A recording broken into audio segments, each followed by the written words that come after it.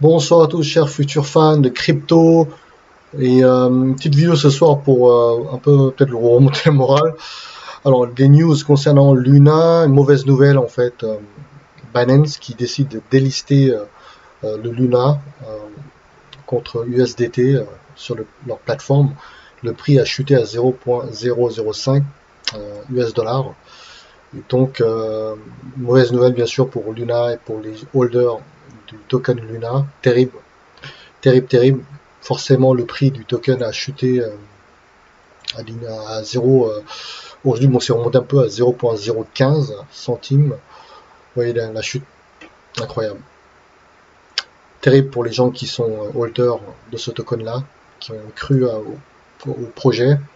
Forcément, également, le UST qui est lié à Luna a chuté également. Là, on est pour l'instant à 0.47 centimes. Donc, il a perdu sa parité par rapport au dollar 1 pour 1. Bien sûr, ils ont essayé de sauver, de faire remonter en vendant du Bitcoin. C'est pas suffisant pour remonter le cours à la parité 1 pour 1. Là, pour l'instant, je sais pas comment ils vont faire, donc je vais suivre quand même les news sur ça. Ce qui est terrible, hein, c'était le premier en fait stablecoin algorithmique décentralisé en plus, en automatique.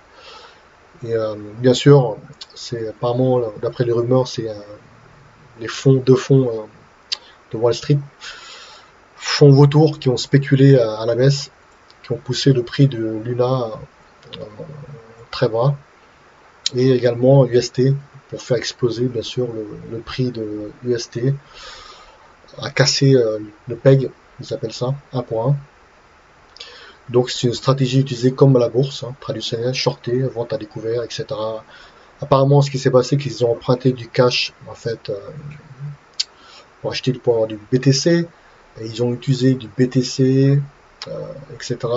Ils ont shorté à la baisse, également utilisé du SUST, shorté a également spéculé à la baisse, forçant la fondation Terra Luna à vendre en fait du Bitcoin pour soutenir le cours du Terra Luna et UST. C'était pas suffisant et forcément en vendant également du Bitcoin, vous faites chuter le prix du Bitcoin. Donc vous voyez, non seulement les deux fonds spéculatifs ont poussé le prix vers le bas, également poussé le prix du Bitcoin vers le bas. En plus, la fondation Terra Luna était obligée de vendre du Bitcoin, comme ils avaient en réserve du Bitcoin, de vendre du Bitcoin, et forcément ça a fait chuter le Bitcoin à 27 000 quelque chose.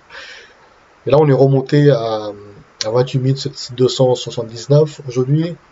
Alors concernant les news, il y a Chris en fait qui est le PDG le CEO de Crypto.com. Lui confirme une bonne nouvelle que Crypto.com n'a pas de UST en fait dans leur plateforme, donc 0 $. Ils n'ont jamais fait également d'utiliser de Encore protocole pour le yield farming, d'accord. Très bonne nouvelle, ouf pour les gens qui sont chez Crypto.com. Donc Crypto.com n'est pas exposé au UST. J'espère que l'expérience Luna UST va servir de leçon à beaucoup d'entreprises et de yield farming. Voilà. Il a tweeté également en disant que nobody's questioning crypto survival. The industry will come back stronger and it always does. Il a raison parce qu'en fait, l'histoire nous prouve, nous montre qu'en fait, chaque fois que Bitcoin crash, ça remonte de plus en plus haut et de plus en plus fort. En fait. D'accord. Fin 2017, 20 000 $, point le plus haut. Ça a chuté à 3005. Personne ne voulait acheter parce que tout le monde avait peur. 3005, alors que c'était le bottom en fait, le point le plus bas. Petit à petit, c'est remonté à 4000, 6000, 7000. Ça a pris des mois, ça a pris des années. Pour 2021, taper 69 000 $. Donc de plus en plus fort, de plus en plus haut en fait. D'accord. Et là, je ne sais pas combien de temps on va rester sur un marché baissier, peut-être 1 an, 2 ans, 3 ans, je n'en sais rien. Mais le jour où on va revenir à un marché haussier, il va aller beaucoup plus haut. Ça, c'est ma conviction personnelle. Après, il y a les gens qui disent que ça va aller à zéro, comme comment dire, les économistes, que je citerai même pas de nom, qui disent jamais leur conflit d'intérêt. Ah, Bitcoin va aller à zéro, etc. Oui, donc, c'est un peu ridicule comme économiste. D'accord? Parce que la valeur d'une chose, c'est quoi? C'est l'offre et la demande, c'est tout. C'est l'offre peu importe le produit, c'est l'offre et la demande. D'accord? Tant qu'il y a la demande et l'offre, ça forme un prix. Le Bitcoin est à ce prix-là parce qu'il y a l'offre et la demande. C'est tout. Après, de dire oui, Bitcoin ça vaut rien, c'est ridicule. D'accord? Bitcoin c'est une technologie, c'est une blockchain, c'est du coding. D'accord? Ça permet de transférer de la valeur décentralisée, sans intermédiaire. Ça a de la valeur en fait. Vous voyez? Il y a des gens, ils comprennent toujours pas ça. Ils vont toujours dire ah ça va aller à zéro. Ils sont toujours dans le vieux monde avec la monnaie papier, etc. Blablabla. Voilà. Ils ont toujours pas compris la philosophie de Bitcoin. Pourquoi ça a été créé en 2008 en fait, pendant la crise de subprime, lorsque Lehman Brothers avait coulé et comment dire, c'est un peu l'alerte morale. Les banques faisaient n'importe quoi, euh, le subprime, etc. Et les banques centrales étaient obligées d'intervenir, venir sauver l'économie en fait. Chaque fois, c'était comme ça. Et c'est pour ça qu'il y a eu un groupe ou une personne ou un groupe qui a décidé de créer une monnaie digitale qui permet de transférer de la valeur entre vous et une autre personne sans intermédiaire. C'est ça la beauté du Bitcoin. Les gens ne comprennent toujours pas. Alors qu'à l'époque, il n'y avait pas ça. D'accord? On passait par Swift, etc. Ça prend 3 jours, 4 jours, 7 jours. C'est beaucoup trop lent. Et l'invention du Bitcoin, c'était extraordinaire parce que c'était décentralisé. Il n'y avait pas d'intermédiaire. Et c'est ça que les gens n'ont toujours pas compris en 2022. D'accord? C'est ça qui est, c'est vraiment incroyable que les gens ne comprennent pas. C'est pas question d'être fou de Bitcoin, etc. Je trouve que c'est une invention extraordinaire de pouvoir transférer la valeur, en fait sans intermédiaire, juste avec votre téléphone portable, votre smartphone. C'est extraordinaire. C'est ça que les gens, on est en 2022 et les gens restent toujours bloqués. Ah non, mais ça vaut rien, etc. C'est ridicule. Alors que la première, euh, euh, première année de cours d'économie qu'on nous apprend à l'école, à la fac, c'est qu'est-ce qui forme le prix d'une chose? C'est l'offre et la demande. Peu importe le produit. D'accord? Peu importe le produit. Voilà. En termes de. Alors, concernant le Bitcoin, alors Bitcoin, il y a un très bon site à aller voir pour un peu vous remonter le moral. 99bitcoin.com. Bitcoin has died 448 times. Vous voyez? En fait, c'est un site qui compte le nombre de fois que Bitcoin est mort. Donc, c'est pas la première fois que Bitcoin chute, en fait. Hein, d'accord? Là, on peut voir. Là, il a marqué le 10 mai 2022, crypto is dead. Le oldest dead, le plus vieux dead, c'était en 2010, en fait, décembre 2010. Et, et là, ça compte le nombre de morts par année. En 2022, Bitcoin crypto est mort 8 fois. 2021, 47 fois. 2020, 14 fois. Vous voyez, donc c'est extraordinaire. Hein. 2017, c'est 124 fois. Donc, ouais, c'était vraiment énorme. Et donc, c'est là où Bitcoin avait fait décembre 2007, 20 000 $ pour chuter petit à petit et pour descendre dans les 3005 $ à peu près. Et 2021, ça a explosé à la hausse, explosé à 69 000 $. Tous les cryptos ont explosé, 1000%, 2000%, 4000%, c'était la folie, d'accord? Donc 2022, correction. Là, clairement, correction à cause de l'événement Luna UST qui a fait plonger le Bitcoin à 27 400 ou 500 et là c'est remonté à 28 077. Alors il y a des gens qui pensent que ça va descendre à 20 000. 20 000 c'était le point le plus haut de 2017, fin 2017. Il est possible, hein, mais d'autres pensent que 10 000 va aller à 10 000, mais j'y crois pas trop 10 000 $. Après, peut-être que s'il y a un autre événement grave, comme Luna, ça peut aller à 15 000, je n'en sais rien, j'ai vraiment aucune idée. Mais après, pour les gens qui croient justement à Bitcoin, qui croient en Ethereum, euh, faire du DCA, je répète, c'est pas une mauvaise stratégie, d'accord?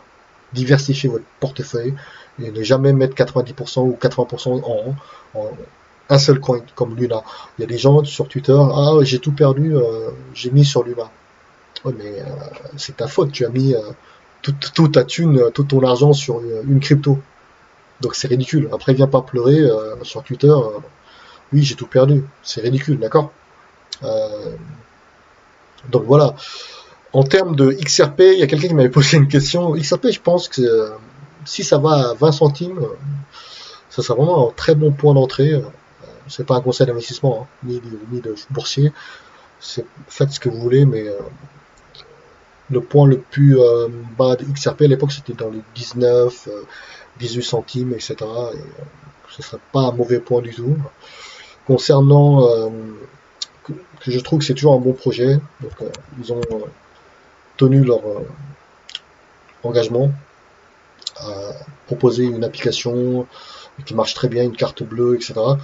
Alors, concernant Crypto.com, c'était monté à 80 centimes, d'accord. Ça n'a pas touché 1 dollar. Après, il y a eu la correction.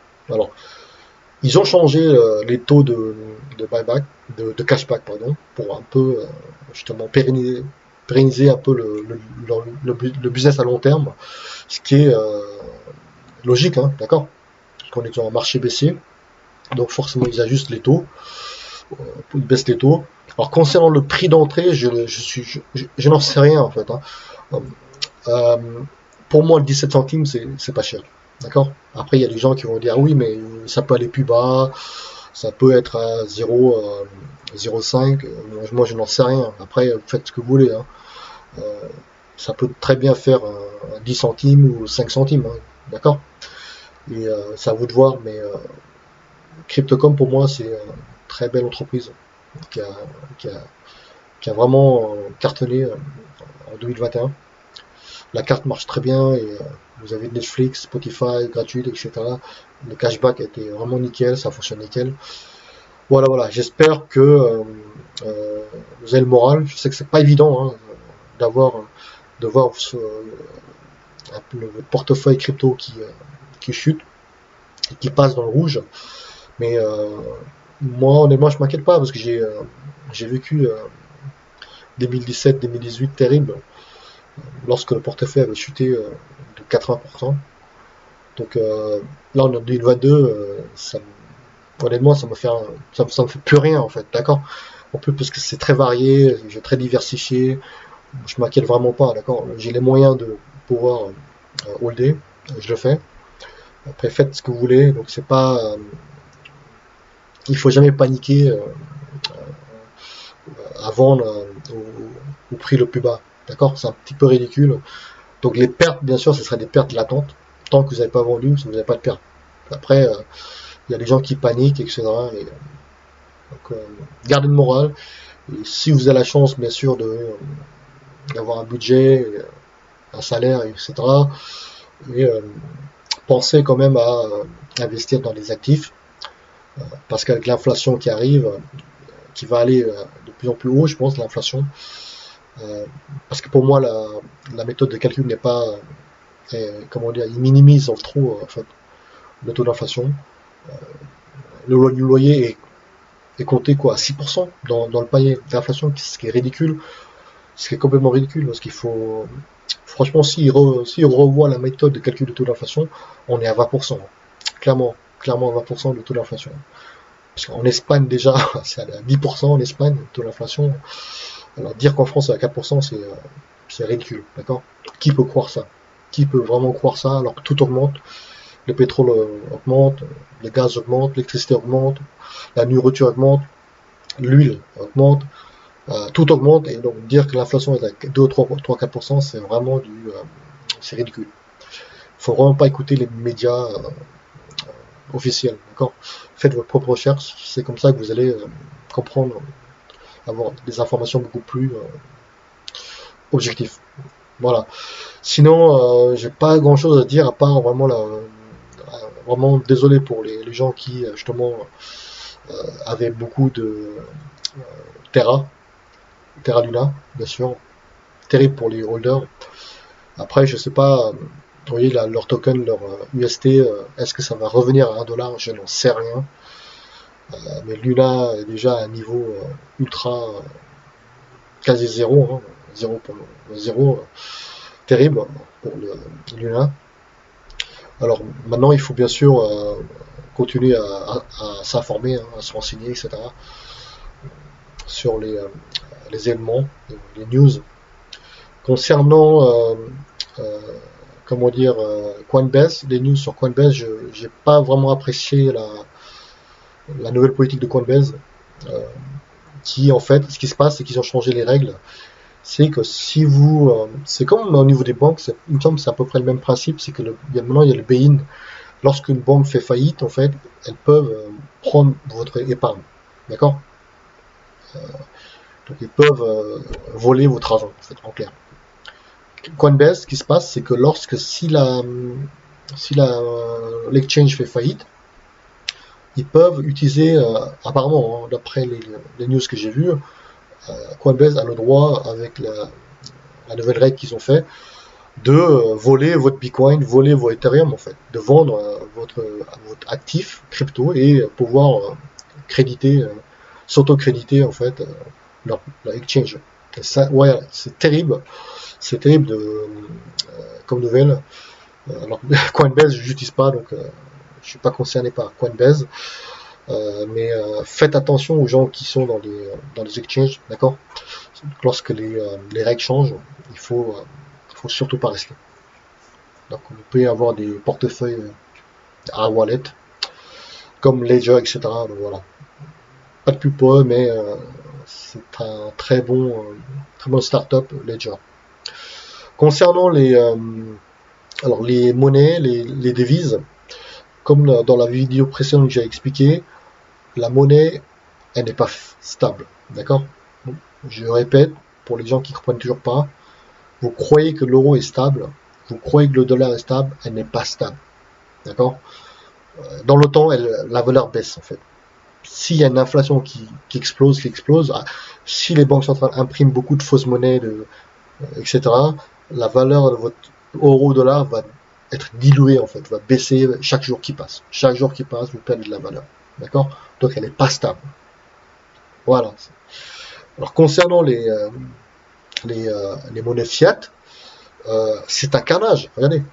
Charlie, j'aime bien ce compte-là, il tweet vraiment des bonnes informations à suivre, hein. Charlie Bilello, super comme tweet chaque fois qu'il met. Regardez, le Turkish, la livre turque, moins 45%. L'Argentine, pesos, moins 20%. Le yen, moins 16%. Polish, moins 15%. L'euro, moins 13%. British pound, moins 13%. L'Australian dollar, moins 10%. Le franc suisse, moins 8%. Canadian dollar, moins 7%. Indian rupee, moins 5%. Chinese yen, moins 4%. Le rouble, vous voyez là ce qui est étonnant. Alors on voyait en fait les politiciens et les économistes disaient oh oui, la Russie c'est un pays pauvre, le rouble va s'effondrer, va aller à zéro. Donc c'est faux. Parce que, bien sûr, lorsqu'il y a eu la guerre en Ukraine, le rouble a chuté, hein. Forcément, il y a eu des sanctions, etc. Et bien sûr, il y a des commentaires à la télé, oui, le rouble va couler, etc. Mais sauf que les Russes, ils sont intelligents, ils sont pas aussi bêtes que ça. Donc ils ont dit, nous on a du gaz, on a du pétrole. On va vendre notre gaz et en pétrole, en échange vous payez en rouble. On ne veut pas de vos euros, on ne veut pas de vos dollars, on veut du rouble. C'est pour ça que le rouble a explosé à la hausse. Vous voyez, le rouble face au dollar fait plus 11%. Face à l'euro, pareil, le rouble explose. C'est incroyable, non? Donc c'est la monnaie rouble qui a explosé à la hausse. D'accord? Donc c'est pour ça qu'il ne faut pas écouter les infos des médias officiels qui racontent n'importe quoi. Et lorsque vous vous renseignez vous-même sur Twitter, vous utilisez un peu votre cerveau et vous vous rendez compte que les médias racontent n'importe quoi. D'accord? Comme beaucoup de youtubeurs qui disaient que la Russie va couler, le rouble va couler. Moi, je ne fais pas de la politique, hein. Je suis là pour observer les monnaies, la bourse, et je vois que le rouble explose à la hausse. Vous voyez? Voilà. Passez sinon une bonne soirée à tous. J'espère que vous avez aimé cette vidéo. Également, faites un commentaire. Au revoir.